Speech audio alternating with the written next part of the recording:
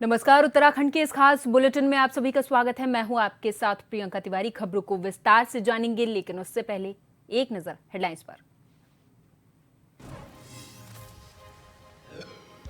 दो राज्यों में विधानसभा चुनाव का रन, जम्मू कश्मीर के रुझानों में इंडिया गठबंधन आगे, हरियाणा में बीजेपी कांग्रेस में कांटे का मुकाबला।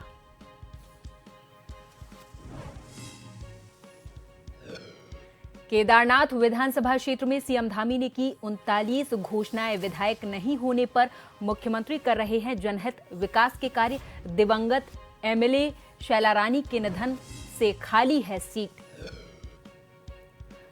हरिद्वार जिले में 3 प्रधान और 1 पंचायत सदस्य के चुनाव, ब्लॉक बहादुराबाद, खानपुर, नारसन में हो रहा मतदान, सुरक्षा के पुख्ता इंतजाम। लोहाघाट में पंचेश्वर डैम को जोड़ने वाली सड़क 26 दिन से बंद, आपदा के बाद खेत गांव के लोग घरों में कैद। और बद्रीनाथ पहुंचे रिकॉर्ड यात्री, 10,83,000 श्रद्धालुओं ने किए दर्शन। भू बैकुंठ नगरी में जुटे देशी विदेशी पर्यटक।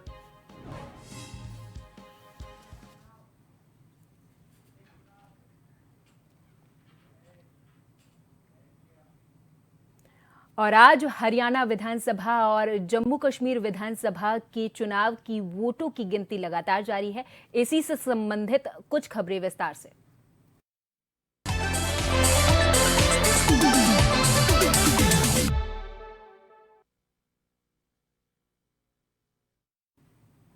हरियाणा विधानसभा चुनाव की वोटों की गिनती लगातार जारी है। कई सीटों के रुझान सामने आने शुरू भी हो गए हैं।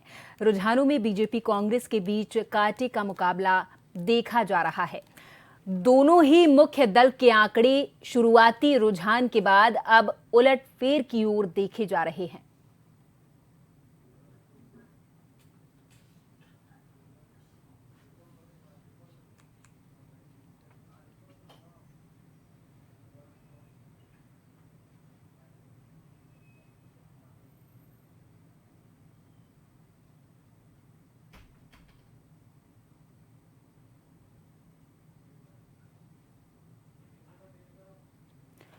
तो आपको बता दें कि हरियाणा विधानसभा चुनाव की वोटों की गिनती लगातार जारी है।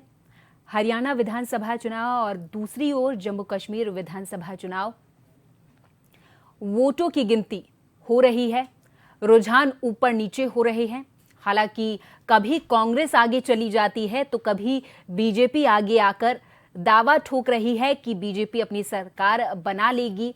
हालांकि भाजपा की ओर से यह दावा किया जा रहा है कि उनकी ही सरकार बनने वाली है। हरियाणा में तीसरी बार भाजपा की ही सरकार बनेगी। हालांकि कांग्रेस ये दावा कर रही है कि भाजपा का घमंड इस बार चकनाचूर होकर ही रहेगा। हरियाणा विधानसभा चुनाव की वोटों की गिनती लगातार जारी, कई सीटों के रुझान सामने आ भी चुके हैं।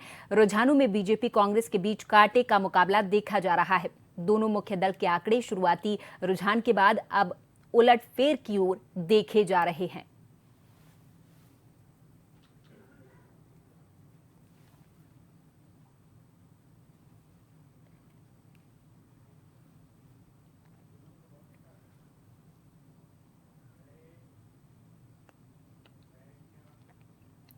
इधर जम्मू कश्मीर में कड़ी सुरक्षा व्यवस्था के बीच 90 विधानसभा सीटों के लिए वोटों की गिनती लगातार जारी है। कश्मीर घाटी और जम्मू क्षेत्र के सभी केंद्रों पर सुरक्षा कर्मियों ने मोर्चा संभाल रखा है। मतगणना में विधानसभा की 873 उम्मीदवारों के भाग्य का फैसला होगा।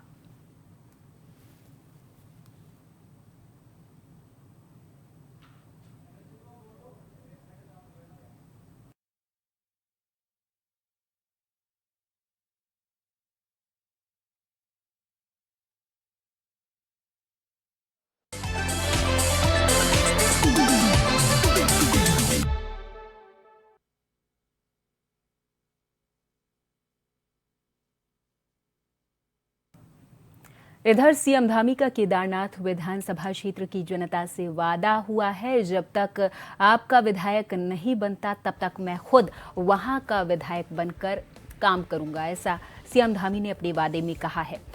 दिवंगत विधायक शैला रानी रावत के निधन के बाद से ये सीट खाली है और केदारनाथ विधानसभा में उपचुनाव होना है। इसको लेकर सीएम धामी ने कहा है कि जब तक केदारनाथ को विधायक नहीं मिलता मैं स्वयं विधायक बनकर यहां काम करूंगा। केदारनाथ के लिए 24 घंटे में मुख्यमंत्री ने 39 विकास घोषणाएं की हैं। सीएम धामी ने बीते रविवार को रुद्रप्रयाग का दौरा भी किया था। इसके साथ ही रुद्रप्रयाग दौरे से लौटने के बाद स्थानीय जनता की मांग के अनुरूप 14 अन्य महत्वपूर्ण विषय घोषणा में शामिल किए हैं। मुख्यमंत्री ने केदार घाटी समेत पूरे जनपद के लिए 25 घोषणाएं की है। इनमें 14 घोषणाओं समेत अब कुल 39 घोषणाएं मुख्यमंत्री ने शामिल की हैं।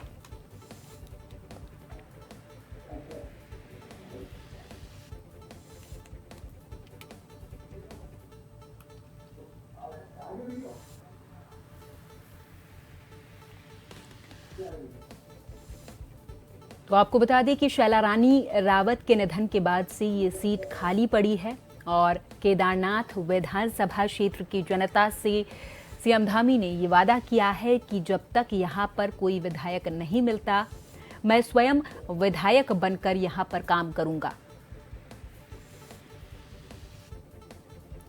इसी को लेकर केदारनाथ के लिए 24 घंटे में मुख्यमंत्री ने 39 विकास घोषणाएं की है। सीएम धामी ने बीते रविवार को रुद्रप्रयाग का दौरा भी किया था। रुद्रप्रयाग दौरे से लौटने के बाद स्थानीय जनता की मांग के अनुरूप 14 अन्य महत्वपूर्ण विषय घोषणा में शामिल किए हैं सीएम धामी ने। केदारनाथ विधानसभा क्षेत्र की जनता जो अब नए विधायक का इंतजार कर रही है, उससे वादा करते हुए सीएम धामी ने कहा कि जब तक आपके क्षेत्र में विधायक नहीं मिल जाता तब तक वहां पर मैं विधायक बनकर काम करूंगा। तो आपको बता दें शैला रानी रावत के निधन के बाद से ये सीट खाली पड़ी है और यहां पर अब केदारनाथ विधानसभा में उपचुनाव होना है। इसी को लेकर सभी तैयारियां कर रहे हैं। बीजेपी की ओर से पूरी तैयारी कर ली गई है। सीएम धामी ने केदारनाथ विधानसभा क्षेत्र की जनता से वादा किया है और कहा है कि जब तक यहां पर कोई विधायक नहीं मिल जाता मैं खुद यहां पर विधायक के तौर पर काम करूंगा।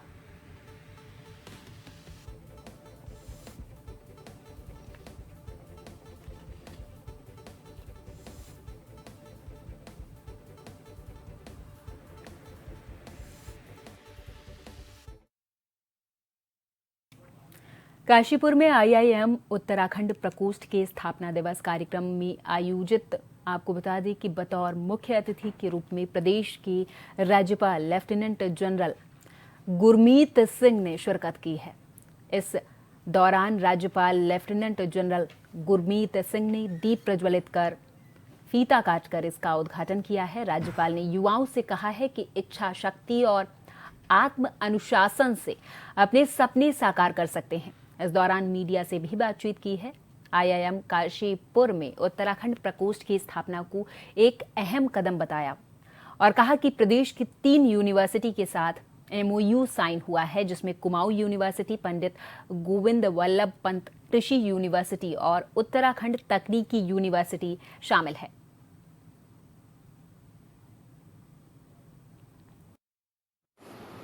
मकसद ये है कि हम सब मैनेजमेंट और रिसर्च के द्वारा किस प्रकार अपने विकास और अर्थव्यवस्था को अगले स्तर पर ले जा सकते हैं। हम सब ने इकट्ठा मिलकर ये भी डिसाइड किया कि हम किस प्रकार आर्टिफिशियल इंटेलिजेंस, टेक्नोलॉजी, जो मैनेजमेंट के नए तरीके हैं, मेटावर्स, क्वांटम कंप्यूटिंग, इन सब को मिलाकर किस प्रकार हम जो इंटरनेशनल कंज्यूमरिज्म है, जो इंटरनेशनल मार्केट है, उसके अंदर में एंटर करके, और उसके लिए हमको क्या करना पड़ेगा, किस प्रकार से अपना logistic chain, supply chain, branding और किस प्रकार कंज्यूमरिज्म नेटवर्क को जुड़ना पड़ेगा। मुझे आज बहुत खुशी हुई कि आईआईएम काशीपुर ने उधम सिंह नगर काशीपुर स्थित में 13 साल पूरे किए हैं उनके, और इसके अंदर में उन्होंने बहुत बड़ा नाम कमाया है।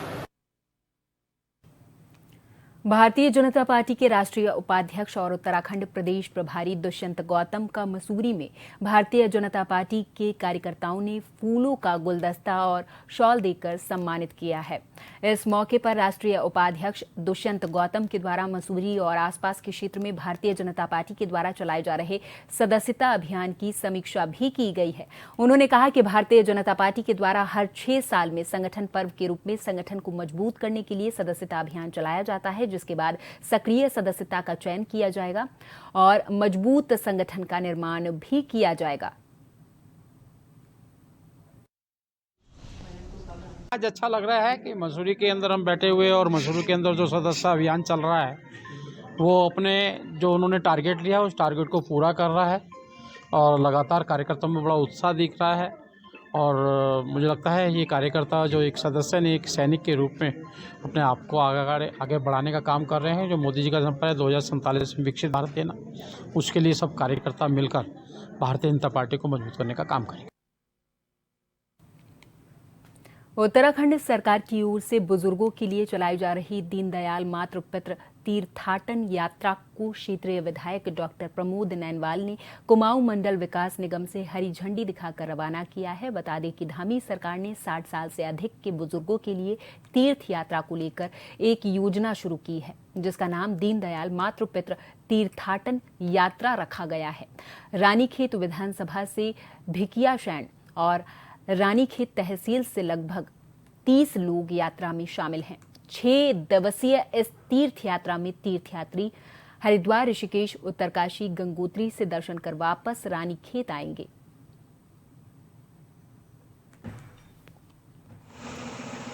उपाध्याय वृद्धजन तीर्थाटन योजना के अंतर्गत हमारे रानीखेत क्षेत्र के करीब 30 हमारे जो तीर्थ यात्री हैं आज सरकार द्वारा जो प्रायोजित यात्रा है उसका लाभ लेकर के तीर्थाटन पर निकले हैं। मैं हमारे साथ में हमारे जिला पर्यटन अधिकारी भी यहाँ पर आज रहे और तमाम हमारे क्षेत्र के जो सम्मानित वरिष्ठ लोग हैं आज उनके सम्मुख सबको यहाँ से हमने विदाई दी, यात्रा के लिए उनको रवाना किया। और मैं सभी हमारे जो वृद्धजन हैं जो आज तीर्थाटन पर जा रहे हैं उनको बहुत बहुत शुभकामनाएं दी है। कांग्रेस के नेता और उत्तराखंड के पूर्व मुख्यमंत्री हरीश रावत ने सभी का धन्यवाद किया है और कहा है कि हरियाणा विधानसभा चुनाव में कांग्रेस को भारी बहुमत मिलेगा और उन्होंने भविष्यवाणी की है कि पार्टी करीब 70 सीटें जीतेगी। उन्होंने आगे कहा कि मैं हरियाणा और जम्मू कश्मीर के लोगों को विधानसभा चुनाव में कांग्रेस की जीत के लिए धन्यवाद देता हूं।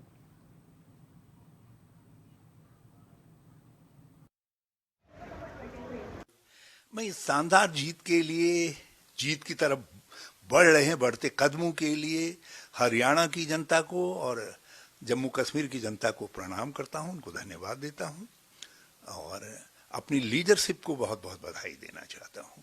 लीडरशिप का मार्गदर्शन, उनके स्पष्ट दिशा निर्देशन और जिस तरीके की नीतियां प्रतिपादित की गई उनके कारण आज ये संभव हुआ है और ये परिवर्तन की शुरुआत है, ये बिगिनिंग है और ये शुरुआत जो है अब थमेगी नहीं, निरंतर आप देखिएगा। इसके बाद महाराष्ट्र में, फिर झारखंड में भी हमारा गठबंधन जीतेगा और फिर आने वाले चुनाव में दिल्ली आदि सब जगह जो है जो हमारे गठबंधन के साथ रहेगा या हमारे कांग्रेस रहेगी जहां वहां जीत होगी, क्योंकि लोग अब कांग्रेस को एक मानस बन गया है लोगों का, नहीं भाई देखो इनको हमने बहुत दिया और इनको हराया जा सकता है। पहले लोग ये समझ रहे थे 400 पार के नारे पर कि इनको हराया नहीं जा सकता, अब लोग समझ गए हैं कि इनको रोका भी जा सकता है और इनको हराया भी जा सकता है और अब लोग हरा रहे हैं।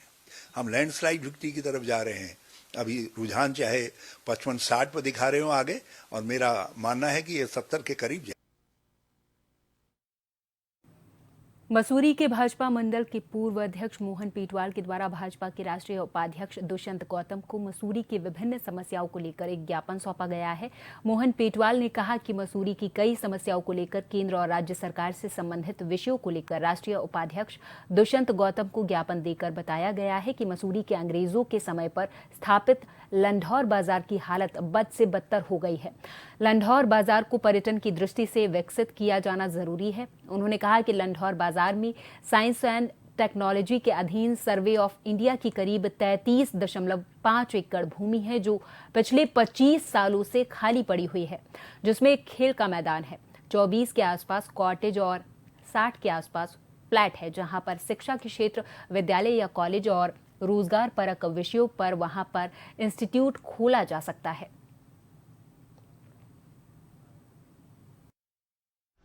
भाषा मुस्लिम मंडल द्वारा एक ज्ञापन भारत सरकार से संबंधित चीज़ें हैं, उनको जो है हमने उनको एक लिखित में जो है 3 पत्र दिए हैं। एक में जो हमारा लंडौर बाज़ार है, जो आप मानते हैं कि पुराना जो मसूरी था वही हमारा लंडौर बाज़ार था, और आज स्थिति ये है कि लंडौर बाज़ार की हालत बहुत ख़राब हो गई है। वहाँ पर जो सर्वे ऑफ इंडिया का जो पार्टीज़ रहती थी, जो ministry of science and technology Bharat सरकार के स्वामित्व में है, वहाँ पर जो है लंबे 25 सालों से वहाँ पर कुछ भी नहीं है। वहाँ पर लगभग 33.5 एकड़ लैंड है, वहाँ पर एक बड़ा खेल का मैदान है, वहाँ पर जो है 24 के आसपास कोठियाँ हैं, 60 के आसपास फ्लैट हैं, जो लगभग 25 सालों से जो है खाली पड़े हैं। तो हमने इसमें निवेदन किया है कि माननीय प्रभारी महोदय इसमें जो है जो हमारे केंद्रीय मंत्री हैं एसएनटी के, उनसे वार्ता करके कुछ ना कुछ इसका समाधान। हरिद्वार जनपद के 3 ग्राम प्रधानों और एक क्षेत्र पंचायत सदस्य के निर्वाचन को लेकर आज उपचुनाव हरिद्वार के ब्लॉक बहादुराबाद, खानपुर और नारसन क्षेत्र के गांव में उपचुनाव हो रहे हैं। उपचुनाव को लेकर कल शाम को ही पोलिंग पार्टियां रवाना कर दी गई थी। आज हो रहे उपचुनाव को लेकर हरिद्वार पुलिस और प्रशासन ने सुरक्षा व्यवस्था को लेकर पुख्ता इंतजाम किए हैं।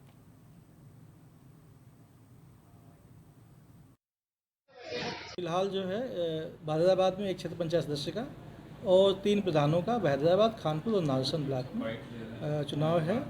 और कल चुनाव है। आज पार्टियां सभी ब्लॉकों से रवाना हो गई हैं, फौज से भी रवाना हो गई है और कल शांतिपूर्वक चुनाव कराने की पूरी व्यवस्था करा ली गई है। हर मतगणना ब्लॉकों पर ही होगी, नियत तिथि पर ब्लॉक में ही कराई जाएगी, वहीं पर व्यवस्था बनाई गई है।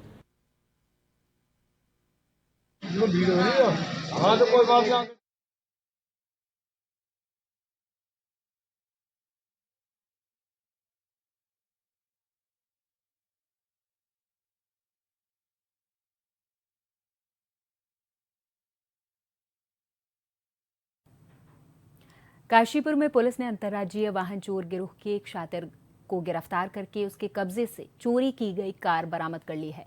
पुलिस ने आरोपी का विभिन्न धाराओं में चालान कर जेल भेज दिया है। दरअसल मधुबन नगर निवासी इस्माइल ने बीती 4 अक्टूबर को कोतवाली पुलिस को दी तहरीर में कहा था कि उसने बीती 29 सितंबर की रात अपनी कार घर के बाहर खड़ी की थी। अगले दिन सुबह देखा तो कार गायब थी। पुलिस ने तहरीर के आधार पर केस दर्ज कर मामले की जांच शुरू कर दी थी। एसपी अभय सिंह के निर्देश पर टीम का गठन किया गया था और एक युवक को आखिरकार गिरफ्तार भी कर लिया है। देखिए 29 सितंबर को मधुबन नगर काशीपुर में एक रात के समय देर रात को स्विफ्ट कार चोरी हो गई थी, जिसकी सूचना हमें सुबह मिली थी। बाद में हमने सूचना को वेरीफाई करी थी। चूँकि कार चोरी का मामला था और ये काफ़ी गंभीरता से इसको लिया गया था, तो इंस्पेक्टर काशीपुर साहब के नेतृत्व में हमने एक टीम बनाई थी, जिसमें जो हमारे कॉम्पिटेंट सब इंस्पेक्टर हैं और जो एसओजी की ज्वाइंट एक टीम बनाई। तो हमने बैक ट्रेसिंग और फ्रंट ट्रेसिंग करी, उसमें बहुत सारे टेक्निकल काम भी किए। तो सैकड़ों की संख्या में इसमें कम से कम कैमरे हमें देखने पड़े। तो जो हमें एक रूट मिला कि ये जो अभियुक्त गण थे जो कि यहाँ से कार चोरी करके ले गए हैं, ये मूलतः हरिद्वार से आए थे, लेकिन इन्होंने आने का रास्ता वाया मुरादाबाद और होकर के चुना था और जाते समय भी ये वाया रामपुर मुरादाबाद होकर के दूसरे रास्ते से गए थे। हमें कंफ्यूज करने का प्रयास किया था। जहां एक ओर सरकार पर्यावरण संरक्षण के लिए लगातार वृक्षारोपण करवा रही, तो वहीं मंगलौर के ग्रामीण क्षेत्र में वन तस्करों का आतंक लगातार जारी है। मंगलौर के मुंडाईकी स्थित कब्रिस्तान से रात के अंधेरे का फायदा उठाकर वन तस्कर लगातार हजारों रुपए के सरकारी पेड़ काट रहे, जिसकी खबर वन कर्मियों को कानो कान न लगी।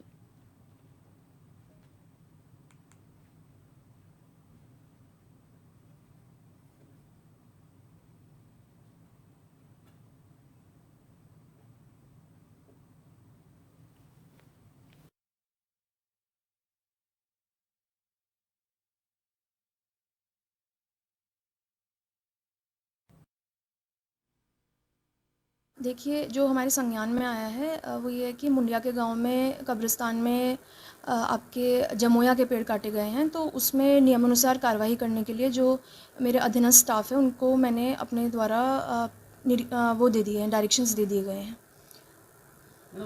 देखिए, उनके द्वारा भी कार्रवाई की जाती है, पर एसओजी की टीम द्वारा जो कार्रवाई की जा रही है उसमें उनको हम सुपुर्दगी में दे रहे हैं, जो भी ट्रैक्टर ट्रॉली है, और फिर हम नियमानुसार कार्रवाई कर रहे हैं इसमें।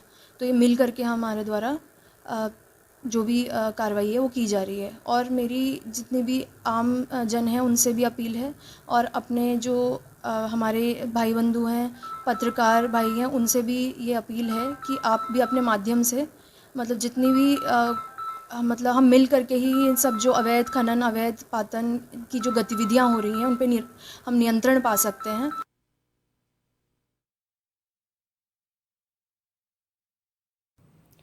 हरिद्वार के लक्सर मार्ग स्थित जगजीतपुर गांव में एक शराबी जंगली हाथी के आगे गिर गया, जिससे इलाके भर में हड़कंप मच गया। हालांकि शराबी की जान बाल बाल बच गई है। इस घटना का वीडियो सोशल मीडिया पर तेजी से वायरल हो रहा।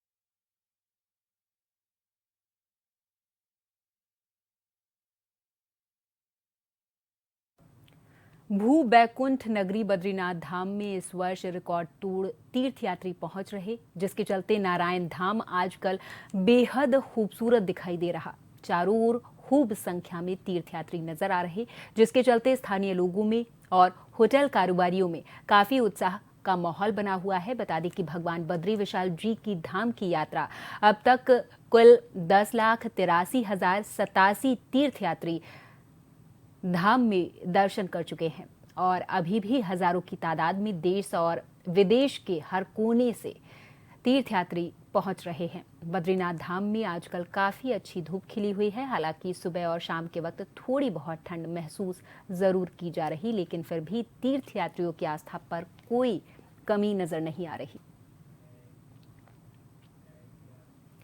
देश भर में नवरात्रि पर्व धूमधाम के साथ मनाया जा रहा। हरिद्वार के श्याम सुंदर भवन में भी मां भगवती की पूजा अर्चना के साथ जमकर गरबा और डांडिया खेला जा रहा। गरबा डांडिया में न सिर्फ महिलाएं बल्कि पुरुष और बच्चे भी बढ़ चढ़ कर हिस्सा ले रहे हैं। गुजराती मूल के लोगों के साथ हरिद्वार के लोग जमकर डांडिया खेल रहे हैं। महिलाओं ने बताया कि नवरात्रि पर्व का वो साल भर इंतजार करती हैं। मां भगवती को प्रसन्न करने के लिए 9 दिनों तक पूजा अर्चना की जाती है। 9 दिनों तक भक्ति गीतों पर गरबा और डांडिया खेला जाता है। इसका नवरात्रों में माता रानी को आगमन किया जाता है। 9 के 9 दिन यहाँ पर गरबा होता है और बहुत अच्छे से ट्रीटमेंट किया जाता है। यहाँ पर जमवानी बधी सुविधा है અને બધાઈને મજા આવે છે, એટલે બધાય આવે છે। અહીંથી માણસો બહુ દૂર દૂરથી આવે છે। ઋષિકેશ સુધીના અહીંના પ્રચાર ચાલુ થઈ ગયા છે। હવે આગળ આગળ વધતા જ જાય છે। पूरी भक्ति की भावना रहती है, बहुत मज़ा आता है और सारे लोग मिलकर खूब एंजॉय करते हैं और खूब मस्ती करते हैं। खूब अच्छे से तैयार होकर आते हैं और इंतज़ार करते हैं पूरे साल का कि कब गरबा आएगा, क्या कब हम लोग सब इतना एंजॉय करेंगे साथ में मिलकर। बहुत मज़ा आता है। खटीमा सनातन रामलीला पात्र परिषद के द्वारा पिछले लगभग 60 वर्षों से खटीमा शहर के अंदर रामलीला का मंचन कराया जा रहा। सोमवार को लीला का मुख्य दृश्य सूर्पनखा नक्ष छेदन का रहा है, जिसे देखने के लिए रामलीला मैदान दर्शकों से खचाखच भरा रहा। कमेटी के द्वारा आए हुए अतिथि को राम नाम का चोला पहनकर और भगवान की प्रतिमा देकर सम्मानित किया गया है। चलना चाहिए। इसी के साथ मतलब ये हम दशहरा मेला मना रहे हैं। बुराई पे अच्छाई की जीत होगी, इसलिए हम दशहरा मनाते हैं। और ये हम इसके और हम भगवान की शोभा यात्रा खटीमा में नगर में निकालेंगे। उसमें सभी से ये भी विनती है कि कम से कम 108 कदम जरूर चले। और इसी के साथ इस बुलेटिन में फिलहाल के लिए मेरे साथ बस इतना ही। आप देखते रहें जन टीवी। नमस्कार।